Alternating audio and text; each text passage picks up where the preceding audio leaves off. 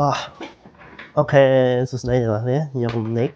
ហើយនេះជាវីដេអូដំបូងរបស់ខ្ញុំសាកធ្វើវីដេអូលេងមួយដោយសារតែខ្ញុំឲ្យ check នៅក្នុង website មួយហើយវាជាដំណឹងល្អហើយយើងមានឱកាសមករៀននិងមកធ្វើការនៅក្នុងប្រទេសជប៉ុនហើយនៅក្នុងហ្នឹងទាក់ទងនឹងឲ្យ job announcement ឬក៏ខាង recruitment គេហ្នឹងគេចង់ជ្រើសរើសអ្នកដែលមានជំនាញទាក់ទងនឹងផ្នែក mechanic ឬក៏ទាក់ទងទៅនឹងmechanician ឬក៏ទាក់ទងនឹង machine operator យើងអត់ដឹងថាវាជា CNC ឬក៏វា melting machine ឬក៏ fry machine ទេខ្ញុំគិតថានៅក្នុងប្រទេសជប៉ុនវាមានម៉ាស៊ីនច្រើនអញ្ចឹងទៅតាមកន្លែងការងាររបស់គេហើយប៉ុន្តែនៅក្នុងហ្នឹងចំពោះមុខតំណែងហ្នឹងហើយគេហៅប្រតិបត្តិការម៉ាស៊ីនទាក់ទងនឹង machine operator ហ្នឹងហើយអញ្ចឹងអ្នកទាំងអស់គ្នាដឹងហើយថានៅក្នុងប្រទេសជប៉ុនវាពិបាកក្នុងការទទួលបាន visa ហើយនឹង visa ដើម្បីមកធ្វើការជាលក្ខណៈអ្នកជំនាញអញ្ចឹងក្នុងបើខ្ញុំជាក់ស្ដែងខ្ញុំត្រូវ research ច្រើនព្រោះខ្ញុំចង់មកធ្វើការនៅជប៉ុនអញ្ចឹងដើម្បីមកធ្វើការនៅក្នុងប្រទេសជប៉ុនបានទី1យើងត្រូវត្រៀមឲ្យខ្លះហ្នឹងលក្ខខណ្ឌចាំបាច់ដែលយើងត្រូវត្រៀមហើយបន្ទាប់មកទៀតតើយើងត្រូវទៅរកក្រុមហ៊ុននៅណាព្រោះនៅជប៉ុននិងនៅខ្មែរវាឆ្ងាយពីគ្នាទៅអត់យើងអត់ដឹងបានគេហៅ network តើយើងអាចតាក់ទងឲ្យដោយរបៀបណាដើម្បីអាចមកធ្វើការនៅក្នុងប្រទេសជប៉ុនបានអូខេជាក់ស្ដែងជាបទពិសោធន៍ខ្ញុំជាក់ស្ដែងខ្ញុំអាចស្វែងរកព័ត៌មានដូចជានៅក្នុង social media តាក់ទងទៅនឹង social media ដូចជា Facebook page មួយចំនួនដែលគេឲ្យត្រូវការរើសបុគ្គលិកមកធ្វើការ foreigner ដែលគាត់ចង់មានបំណងមកធ្វើការនៅក្នុងប្រទេសជប៉ុនអីចឹងទៅហើយក៏មាន website ដែលគេរើសមួយចំនួនដែរអញ្ចឹងតិចទៀតខ្ញុំនឹងបង្ហាញអ្នកទាំងអស់គ្នាហើយទី1ខ្ញុំនឹងបង្ហាញអ្នកទាំងអស់គ្នាអីតាក់ទងទៅនឹងមាន agency នៅប្រទេសខ្មែរចឹងណាហើយគាត់ត្រូវការរើសអ្នកដែលមានជំនាញហើយខ្ញុំទទួលបាន visa ល្អដូចជាខ្ញុំអញ្ចឹងខ្ញុំទទួលបាន visa ប្រភេទ engineer visa ហើយនៅក្នុងប្រទេសជប៉ុនវាមាន visa ផ្សេងគ្នាទៅតាមកម្រិតទៅតាមលក្ខខណ្ឌរបស់បុគ្គលម្នាក់អូខេអញ្ចឹងចំពោះ Facebook page មួយហ្នឹងគេដាក់ឈ្មោះ Camps Up Job Center ហើយនៅក្នុងហ្នឹងហើយគេដាក់ថាឱកាសការងារនៅក្នុងប្រទេសជប៉ុនហើយការងារផ្នែកខាងអីគេផ្នែកខាងប្រតិបត្តិការម៉ាស៊ីនហើយប្រាក់ខែល្អមែនប្រាក់ខែបើវាមិនច្រើនប៉ុន្មានទេនៅក្នុងប្រទេសជប៉ុន1500ទៅ1600ដុល្លារហើយបើយើងគិតជាលុយយេនប្រហែល22,000យេនតែស្ថិតនៅជប៉ុនឥឡូវហើយលុយយេនចាក់ថ្លៃអូខេខ្ញុំនឹងបង្ហាញនៅក្នុង website ហ្នឹងអូខេហើយចំណាស់ទាំងអស់នេះគឺច្បាស់ទេអត់នេះនៅក្នុង website មិនមែន website ទេជា Facebook page អូខេហើយនេះជា poster ដែលគេផុសហ្នឹងឱកាសការងារនៅក្នុងប្រទេសជប៉ុនហើយចំពោះលក្ខខណ្ឌយើងត្រូវមានលក្ខខណ្ឌអ្វីខ្លះដែលគេចង់បានយើងដើម្បីយើងទទួលបាន visa ជាលក្ខណៈなんでしょうか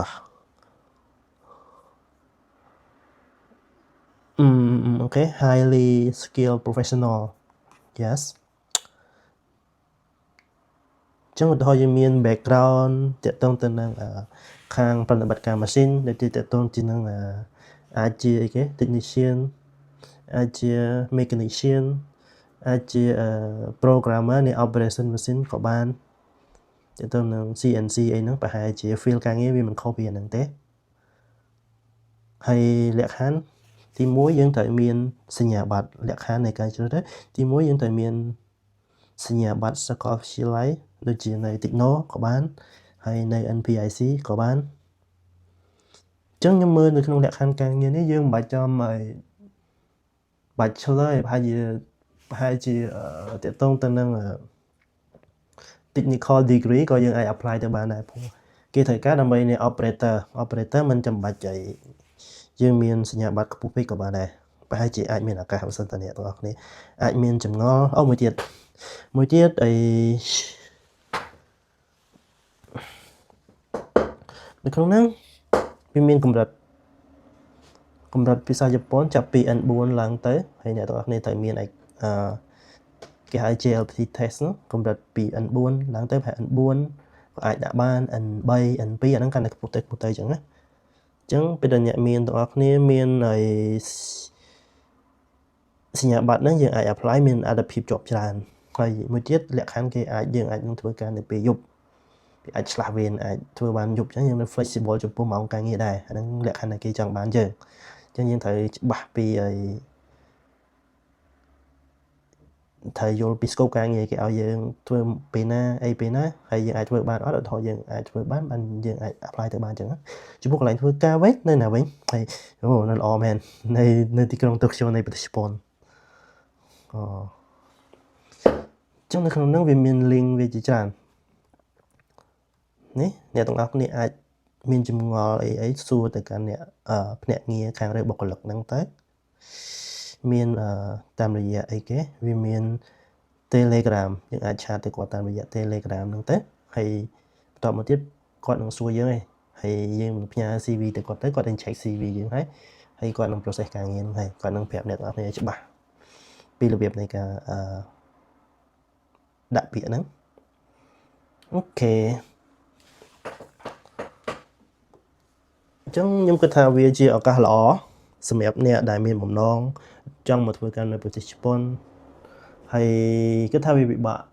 ស្វែងរកតើយើងគួរស្វែងរកណាគេដើម្បីជួយយើងដើម្បីមកធ្វើការនៅក្នុងប្រទេសជប៉ុនព្រោះជាទូទៅភាគច្រើននៅស្រុកខ្មែរយើងសម្បូរគេរើសពលករជំនាញសិក្ខាកាមអីមកច្រើនហើយបងប្អូនដឹងព័ត៌មាននឹងច្រើនហើយមិនបាច់ខ្ញុំនិយាយទេប៉ុន្តែបើលក្ខខណ្ឌយើងតើតើយើងមានជំនាញហើយតែយើងធ្វើម៉េចដើម្បីអាចមកធ្វើការក្នុងប្រទេសជប៉ុនបានអាហ្នឹងពិបាកសម្រាប់ទាំងអស់គ្នាហើយខ្ញុំជាក់ស្ដែងក៏ពិបាកក្នុងការស្វែងរកប្រភពដើម្បីមកធ្វើការនៅទីនេះបានដែរ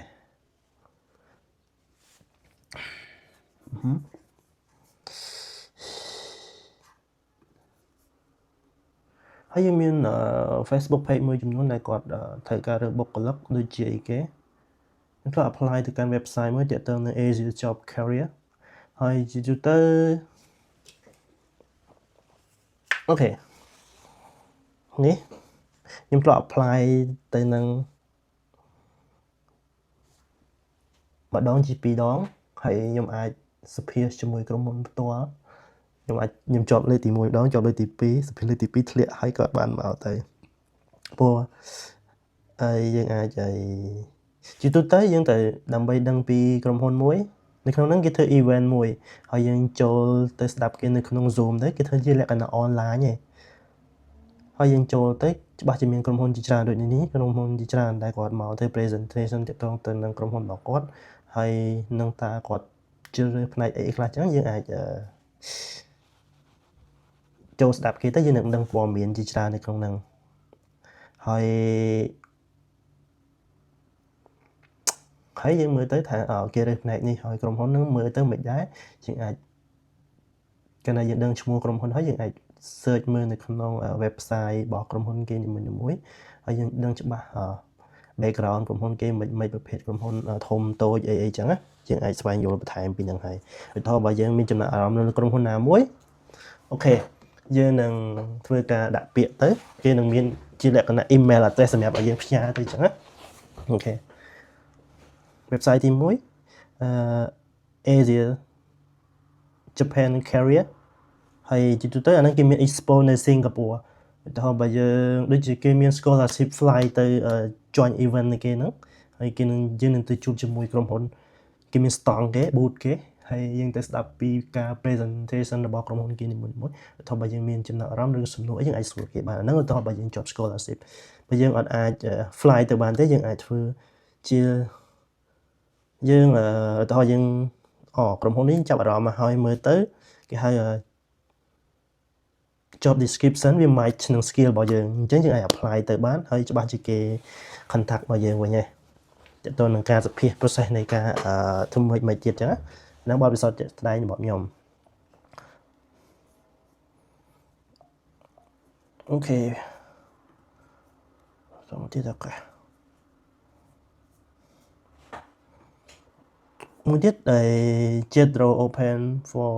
professional work in Japan អញ្ចឹងយើងអាចគេមាន website ហ្នឹងយើងអាចស្វែងរកព័ត៌មាននៅក្នុង website ហ្នឹង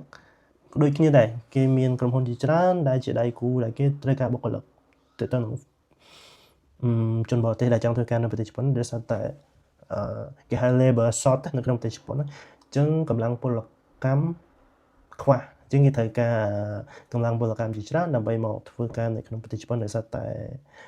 អត្រាមនុស្សចាស់ច្រើនក្មេងតិចអញ្ចឹងប៉ុន្តែការងារច្រើនអញ្ចឹងដើម្បីតម្រូវការគេអញ្ចឹងគេត្រូវ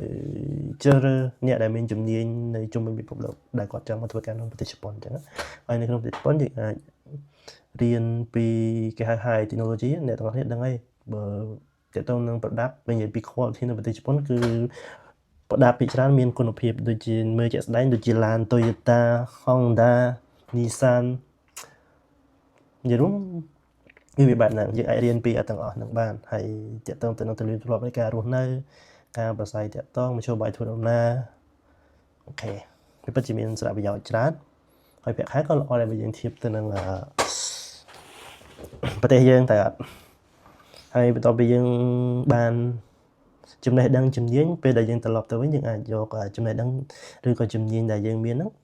ទៅអនុវត្តធ្វើជាអាជីវកម្មខ្លួនយើងឬក៏យើងបើកជា small business មួយអូខេមានសារៈប្រយោជន៍មែនទេអញ្ចឹងខ្ញុំមកជប៉ុនអូខេសម្រាប់វីដេអូហ្នឹងមានតែប៉ុណ្្នឹងទេនឹងអរគុណច្រើនឧទាហរណ៍បើអ្នកមានចម្ងល់ឬក៏ជាសំណួរអីអាចឆាតមកខ្ញុំបានអូខេហើយជួបគ្នានៅវីដេអូក្រោយបាយបាយ